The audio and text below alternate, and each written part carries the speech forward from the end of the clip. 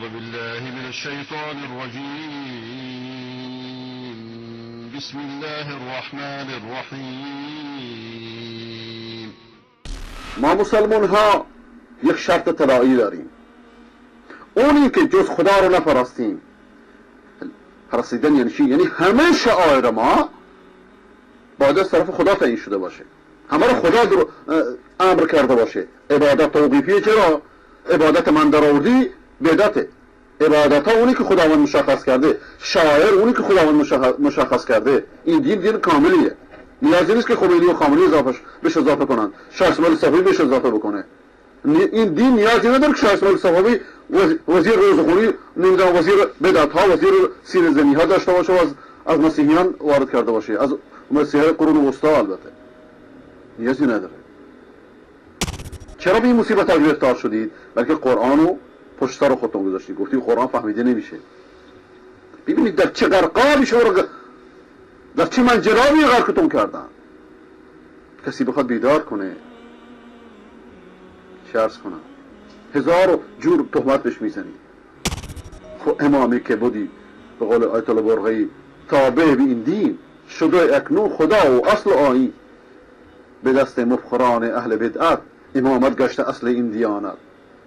اگر دانا گلو را پاش کردی، 200 عالم نما پرخاش کردی. 200 کجا؟ الان که به قول آیت داور که چیزی که در کشور ما اضافی داریم آخوند و روزخونه. و ما جز خدا رو نپرستیم، ولی که خدا رو با چی بپرستیم؟ با اون چیزی که خودش شرع کرده، خودش مشخص فرموده.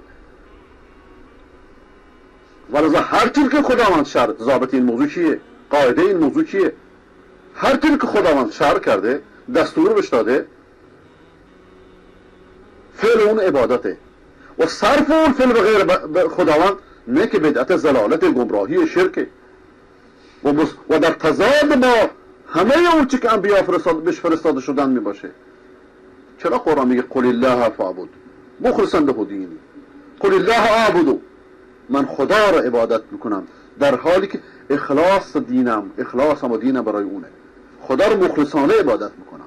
مخلصانه اینه که زنجیر بزنم، مخلصانه اینه که خون بریزم، مخلصانه اینه که مسلمان ها رو در ملأ عام رسوا بکنم، مخلصانه اینه که من از دین سوء استفاده سیاسی بکنم، مخلصانه اینه که مردم رو بلا تشبیه عقلشون از کار بندازن، دستباشون از کار بندازن که سینه خیز برن روی قبرها.